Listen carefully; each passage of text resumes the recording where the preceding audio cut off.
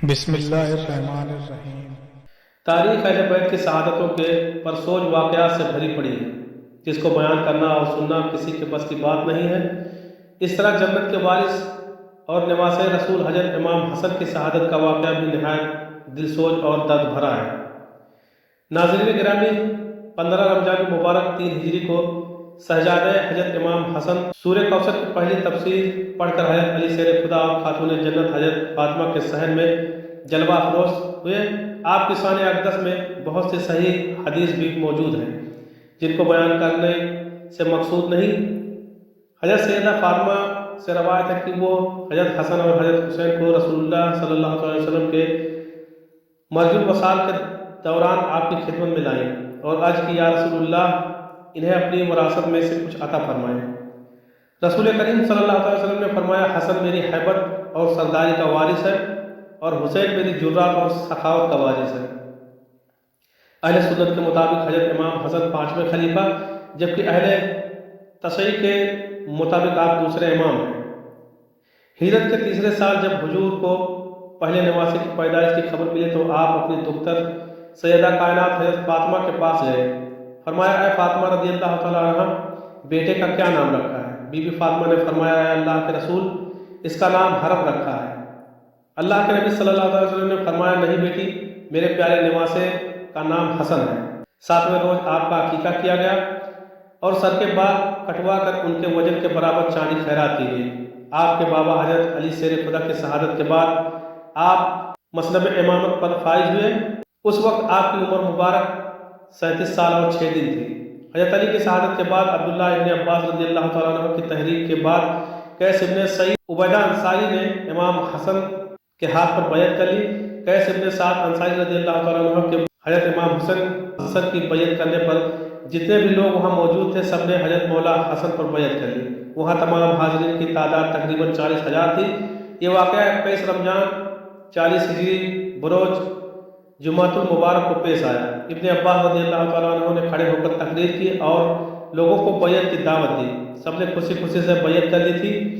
آپ نے آنے والے وقت کا اندازہ لگایا اور وہاں تمام حاضرین سے شرط رکھی کہ اگر میں تمام کو کہا کہ اگر میں جنگ کروں تو تم جنگ کے لیے تیار ہو جانا، اگر میں صلح کر لوں تو تم صلح کر لینا۔ سب نے اس شرط پر لبیک کہا۔ اس کے بعد حضور نبی کریم صلی اللہ علیہ وسلم کی حدیث کی روشنی میں کہ میرا بیٹا حسن تو گروہوں میں صلح کروائے گا اور جنگ و جدال اور خون ریزی کو روکے گا، ایک معاہدے کے متحد خلافت سے دستبردار ہوئے۔ صلح حدیبیہ کی عکاسی کے لیے تخت کو حکومت کو چھوڑ کر آپ جو تاریخی صلح کی، وہ تاریخ اسلام کا ایسا باب ہے جس کی تاریخ میں کوئی مثال نہیں ملتی۔ جگر گوشہ رسول حضرت امام حسن صلح کے بعد مدینہ منورہ میں تشریف لے آئے، لیکن پھر بھی آپ نے حق اور سچ کی تبلیغ جاری رکھی، جس کا نتیجہ یہ ہوا کہ دشمنان اہل بیت آپ کی جان کے دشمن ہو گئے۔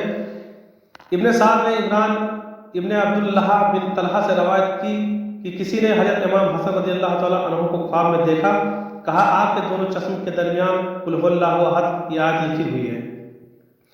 اہل بیت کو یہ خواب سن کر بہت خوشی ہوئی۔ جب یہ خواب حضرت سعید بن مسیب کے سامنے بیان کیا گیا تو انہوں نے فرمایا، اگر یہ خواب آپ نے واقعی دیکھا ہے جو آپ بیان کر رہے ہیں تو نواسۂ رسول حضرت حسن کی زندگی کے چند دن ہی باقی ہیں۔ یہ تعبیر صحیح ثابت ہوئی۔ جودہ بنت اسعد جو امام حسن کی بیوی تھی، اس کو کسی نے انعام و اکرام کی لالچ دے کر امام حسن کو زہر دلوا دیا۔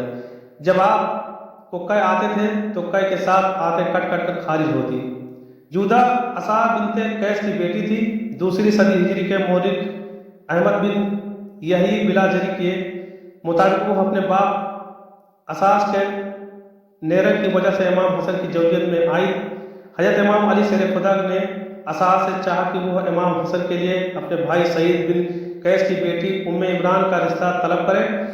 اساس نے چالاکی کا مظاہرہ کرتے ہوئے سعید کو بیٹے محمد کا رشتہ دے دیا اور حضرت علی کو ان کے بیٹے حضرت امام حسن کے لیے اپنی بیٹی جودہ کی تجویز دی۔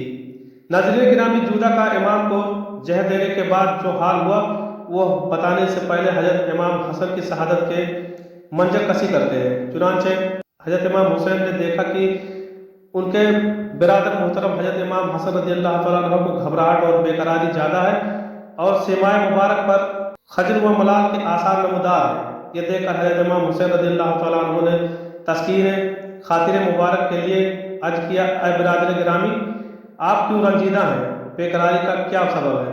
حضرت امام حسن فرمانے لگے، اے میرے بھائی، میں کچھ ایسے امر میں داخل ہونے والا ہوں جس کی مثل اب تک داخل نہیں ہوا تھا، اور خالق الہیہ جو جل میں سے ایسی خلق کو دیکھتا ہوں جس کی مثل میں نے کبھی نہیں دیکھی۔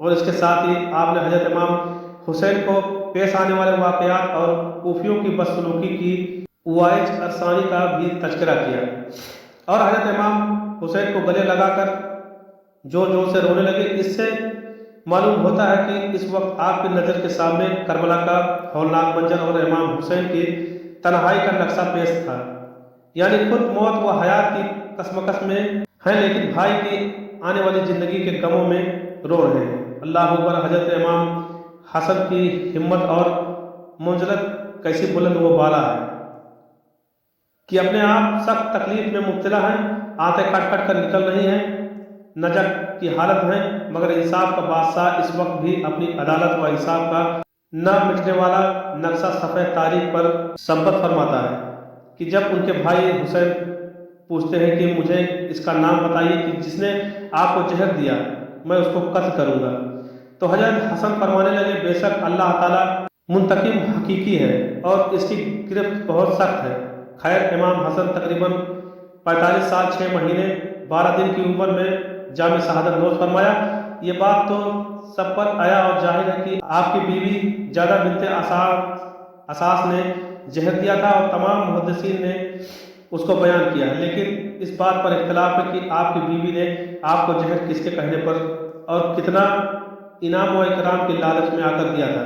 ناظرین گرامی، تاریخ و روایت بتاتی ہے کہ جادہ بنت اساس سے حضرت امام حسن کا نکاح حضرت امام علی نے 38 ہجری میں کروایا، لیکن جودہ سے آپ کی کوئی اولاد نہ تھی۔ انصاف الاشراف صفحہ 15 پر لکھا ہے کہ حضرت امام حسن کی شہادت کے بعد جودہ نے یعقوب بن طلحہ بن عبداللہ سے شادی کی۔ اس شادی کے نتیجے میں 3 فرزند اسماعیل، اسحاق اور ابو بکر پیدا ہوئے، جس میں سے کوئی بھی جوانی کو نہ پہنچا اور کوڑ کے مرض سے ہلاک ہوئے۔ یعقوب بن طلحہ کا واقعہ ہرا سن 63 ہجری میں مرنے کے بعد جودہ نے عبداللہ بن عباس کے بڑے بیٹے عباس سے شادی کر لی۔ ابن سعد طبقات الکبریٰ صفحہ 241 پر لکھتے ہیں کہ اس شادی سے ایک محمد نامی لڑکا اور قریبہ نام کی لڑکی پیدا ہوئی۔ لوگ ان دونوں بچوں کو بڑی مصمت الاجواج یعنی شوہر کو زہر دینے والی کہہ کر پکارتے تھے، لیکن بدقسمتی یہ کہ یہ دونوں بھی کوڑ کے مرض سے مر گئے اور جودہ کی نسل ہی ختم ہو گئی۔ ابن سعد اور ابن عساکر نے لکھا کہ جودہ کی موت انتہائی زہریلے سانپ کے کاٹنے سے ہوئی، ایسا زہریلا سانپ کہ جس کے کاٹنے سے جودہ کی شکل ہی تبدیل ہو گئی۔ آمین یا رب العالمین۔